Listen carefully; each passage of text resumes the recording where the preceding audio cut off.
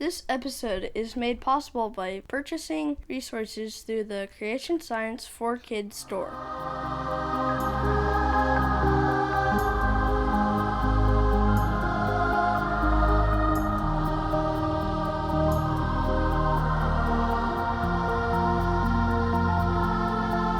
Welcome to the Creation Science For Kids show.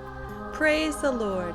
I will give thanks to the Lord with my whole heart, in the company of the upright, in the congregation. Great are the works of the Lord, studied by all who delight in them. Full of splendor and majesty is his work, and his righteousness endures forever. He has caused his wondrous works to be remembered. The Lord is gracious and merciful. Psalm 111, 1-4. This is episode 9 of the podcast where we learn about Jesus, our Creator, and His amazing world. Hi, I'm Sherry Fields, your host, and I'm joined today by my co-hosts Joseph. Hi. And Samuel. Hi. Today we're going to look at how the earth is like your old pants and shirts. We'll see how engineers have learned a little of how the armor on Leviathan, the fire-breathing water dragon, could have been designed. Then, we'll share with you some exciting water and air experiments we tried out today. It's a great episode and I can't wait to get started. But first, I'd like to ask you for a favor.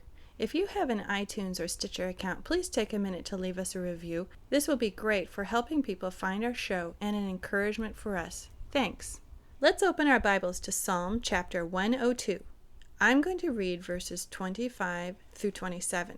Of old hast thou laid the foundation of the earth, and the heavens are the work of thy hands. They shall perish, but thou shalt endure. Yea, all of them shall wax old like a garment. As a vesture shalt thou change them, and they shall be changed. But thou art the same, and thy years shall have no end. Okay, so it tells us that of old God laid the foundation of the earth, and the heavens are the works of thy hands. We can understand that pretty well, right? Yes. Yes. They shall perish. That's something we know. Everything is wearing out, breaking down, not working as well. But thou shalt endure. That does not happen to God. He never gets old. Yea, all of them shall wax old like a garment. Now I'm reading out of the King James, and we don't use wax too much unless you're learning about the moon. We still talk about the moon waxing and waning. Wax is the old word for grow. So everything that God has made will grow old like a garment. What's a garment? It's like your shirt or your pants. Your or dress. clothes. Same with vesture. It's poetry, so they used a synonym instead of the same word again. As a vesture shalt thou change them, and they shall be changed. Now, you guys know what happens to your pants and shirts when you've worn them for a long time. Samuel, you've got a shirt that you really like, but it's getting all what? Torn. All torn. And what happens if you fall on your knees in your pants? What happens? It rips. It rips. It's So, making a hole. right. Sometimes we have to just throw away our clothes. We can't even give them to the thrift store when you've outgrown them because they have waxed old. Now, if you think of that, your clothes that have gotten old and worn out and gotten thin and holes in them, that's what's happening to everything that God has made. The earth and the heavens are all getting old, but God isn't. We're going to look at some ways that we can see that things are getting old. I recently got a subscription to the Creation Ministries International Creation magazine, and it always has wonderful articles in it, including a small section for children in the middle. But there was another article near the beginning that caught my eye in this issue, talking about the earth waxing old. Both of the articles I'm going to be talking about today are by David Catchpool, so whoever he is, I'll have to get to know because he sounds pretty cool. But he's from Australia, and he was talking about when he was a young man, he and his family went out because he was already very interested in geology, and he was creeping near the edge of a cliff, laying down on his stomach so he wouldn't fall, but his dad called him back because he was worried that the rock might crumble. Now, at the time, David thought that these cliffs had been there for millions of years, so they'd probably be there for another million. What was there to worry about? But since then, he's learned better. Let's look at some of the things that they have in Australia that have already broken just in the lifetime of your mommy and daddy. Here is what used to be called the London Bridge. Somebody took this picture back in 1989, and it used to be 2 sea arches where the water could flow underneath, and people would walk out across this bridge and out over these pillars. See that? Mm-hmm. Then one afternoon, while 2 people were out on the far end, the big arch near the land just collapsed down into the water, and it is gone. Now, that time no one was hurt, but he talks about some other places that in the past 10 years, 12 people have been killed in Australia when some kind of landform that they were near just collapsed and broke. Then there's another place in Australia where there are these pillars left behind along the seacoast that they called the 12 Apostles. Just 10 years ago, one of them, this one here, just smashed. See how it's just a pile of rubble now? Yes. So that's one of the things. If you're thinking it takes millions of years for these landforms to develop, then it should take millions of years for them to fall apart. He talks also about in Utah, in the western United States, there is a place that has so many arches. It's called Arches National Park. It had 1,000 of them, but in the last 45 years, at least 43 of its arches have collapsed. So if you have 43 falling down every 50 years, it's not going to take millions of years for there to be no arches left. Here's the coolest arch, landscape arch. It's already had some pieces where people filmed, like you can see along here, where the rock, part of it crumbled. So far, it's still holding together, so it's still this huge long arch.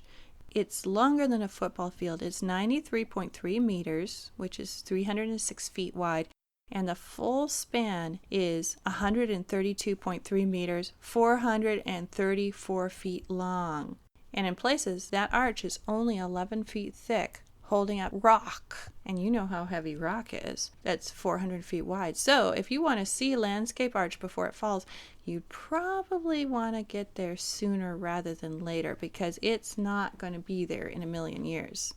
Now, part of why I like this article by David Catchpool is I had noticed the same thing on my own. A few years ago, I traveled to Mackinac Island up in the north part of Michigan, and we took a tour where we got to see some of the interesting things around the island, and they had us stop at the Mackinac Island Arch.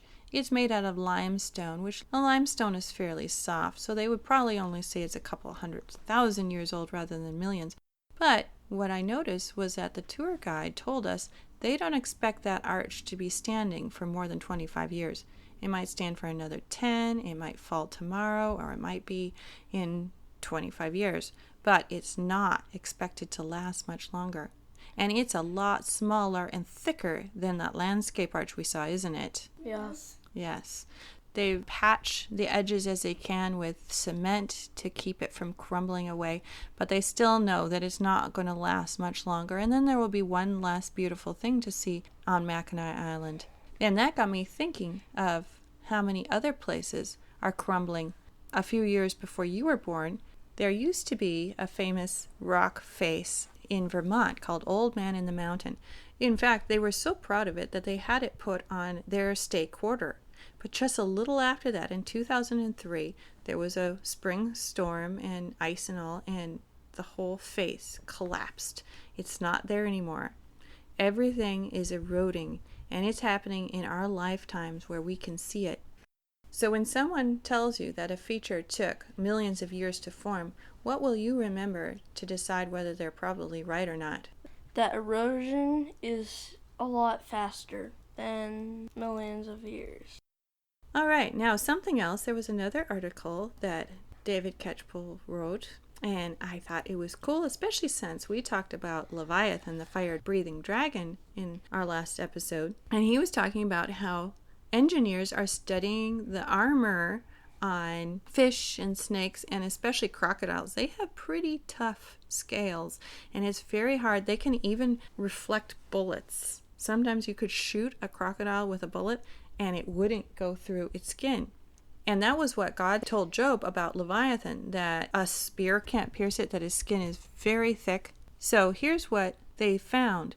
If they had something really hard, like they used for their experiment, they used little glass hexagons, and then they used the silicone underneath for the soft part, because what they found was that it had to be 1,000 times softer than the outer hard plate in order for it to work. What they found was that by using the small plates and then this sublayer that was soft and squishy, that it would be 7 times harder to puncture the same material if it was in a plate, a huge sheet. And they realized this would work because they saw the animals were doing it. So whatever God had for Leviathan, with his strong scales, it must have been really something, because we know his design for the crocodiles and other animals we still have today is so well designed and effective for protecting them. All right, now it's your turn. What do you have to share with us today? We did 2 experiments today. Oh, goody. Tell us about it.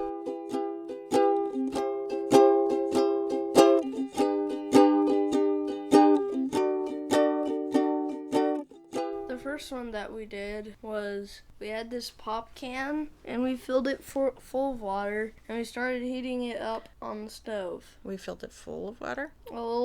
We filled the pop can with a tablespoon of water and then we put it on the stove and heated it up. And we had another glass bowl filled with some water, cold water.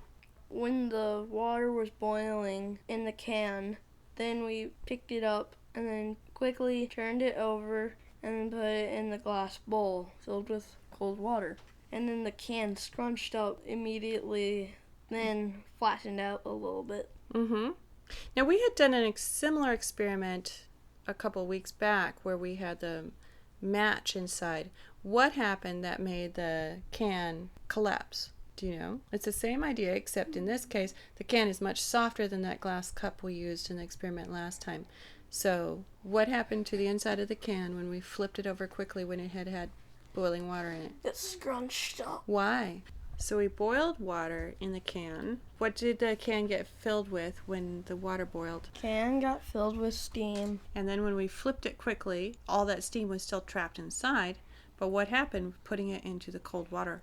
It sucked the water up. It did, but why? What happened to the steam when It evaporated. evaporated? It couldn't. The steam It cooled. Yeah, and what happens to steam when it cools? It sucks. Condenses. It gets smaller. A bunch of steam, when it cools, shrinks into a much smaller space, making a vacuum. And what happens to a vacuum? The pressure squashed the can. Okay, now Joseph, tell us about the experiment you did today. I split water. Here's how I did it. I put 2 tubes filled with a graphite rod into a tray filled with salt water. I filled them with water and lifted up the closed end of the tube so that it didn't get any air bubbles into it. And then I had like these jumper cables and I connected the clamps, one of them onto the graphite rod and another one onto a battery. And I had 2 of them. So one was attached to positive and one was attached to negative part of the battery. And what happened? There were small little bubbles in the tubes. Were they the same? Did they both bubble? They were different. How? Which one had more bubbles? The positive. Negative. The negative had more bubbles than the positive. Uh-huh. And once we set it up right, how long did it take to fill up the tube with hydrogen? Took less than 10 minutes to fill the negative tube with hydrogen. And what did we do with the tube once it was full of hydrogen? You put a match underneath the tube with the negative and Under the water? out in the open. And I didn't tip it over because hydrogen floats. Yeah, hydrogen is lighter than regular air. And then I think it had little bubbles or something. Oh, it had a tiny flash. You didn't see it? No. Oh, okay. Yeah, it had a tiny flash, but the match was a lot brighter than the flash. What did we find online where another guy did an experiment doing the same thing? We watched a video where this guy was making a really fancy kind of machine To split the to water. split the water and then pop the hydrogen. First, he showed us how to build it, and then he split the water, and then the hydrogen was in a water bottle, and then he put a match by it, and it went shooting off down the street. Very cool. So, what is water made out of? Hydrogen and oxygen. Right.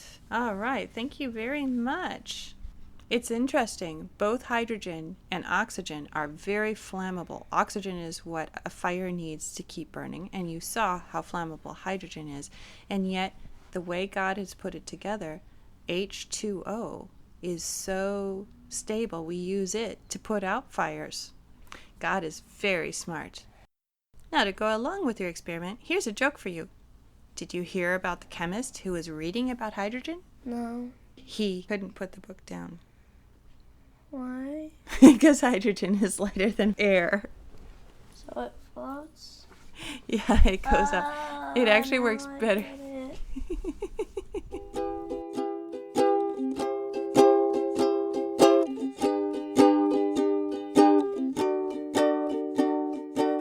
Do you like science? Got a subject you want to learn about? Or maybe you like telling stories?